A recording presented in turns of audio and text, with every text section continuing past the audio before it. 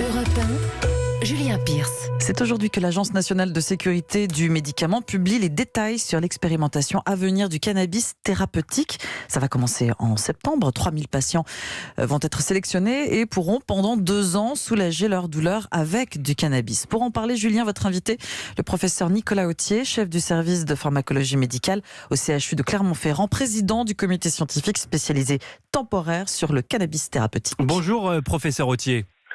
Bonjour. Merci d'être en direct avec nous. Je suis ravi de vous avoir ce matin parce qu'on entend beaucoup d'âneries, il faut bien l'avouer, au sujet du cannabis thérapeutique, notamment que ce serait la porte ouverte à une légalisation généralisée du cannabis sous toutes ses formes. Vous nous confirmez, professeur, que cette expérimentation sera très encadrée ? Oui, bien entendu, c'est l'objectif. Évidemment, on reste focalisé sur le soulagement de la souffrance des patients et donc on reste sur un objectif médical. Donc ça va être des médicaments qui auront un statut de médicaments, qui vont être prescrits et dispensés comme des médicaments.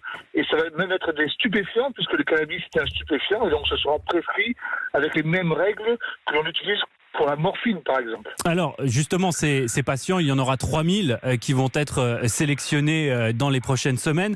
De quel type de patients s'agit-il ?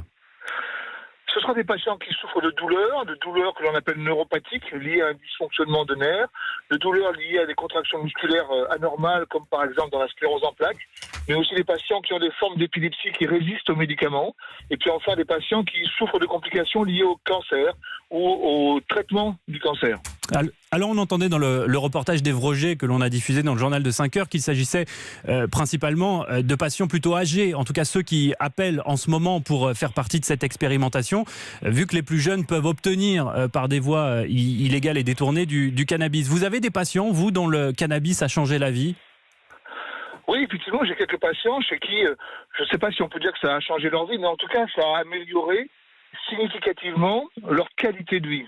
Et ce qu'on n'avait pas pu obtenir avec des médicaments actuellement disponibles. Donc ça n'a pas remplacé forcément certains médicaments, mais c'est un traitement adjuvant qui a permis à certains patients de retrouver une certaine mobilité, de retrouver un certain élan vital, et donc et de réduire parfois aussi la posologie de certains médicaments qu'ils toléraient mal. Sous quelle forme sera consommé ce cannabis thérapeutique ? Il y aura plusieurs possibilités. Là, il y aura des formes par voie transmuqueuse, des gouttes que l'on peut mettre sous la langue, par exemple, des formes que l'on pourra avaler pour un effet plus retardé. Et puis, il y aura peut-être la possibilité aussi de vaporiser ce cannabis en utilisant des dispositifs spécifiques qui permettent d'inhaler, mais sans combustion, donc on est très loin du joint thérapeutique, d'inhaler et d'avoir un effet plus rapide des différents cannabinoïdes qui sont contenus dans la plante. En fait, ce qui vous intéresse, professeur, dans le cannabis, c'est son principe actif, le THC, le tétrahydrocannabinol, c'est compliqué à dire. C'est bien ça. Pourquoi ne pas concevoir des médicaments à base de THC sans pour autant appeler ça cannabis thérapeutique, vu les réactions que ce mot provoque ?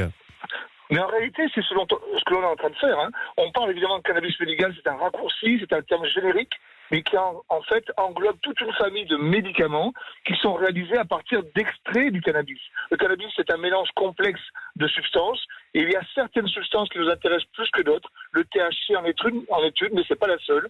Parfois, c'est le CBD, le cannabidiol, et en fonction de la quantité de ces différentes substances, on fabrique des médicaments très différents pour des indications très différentes.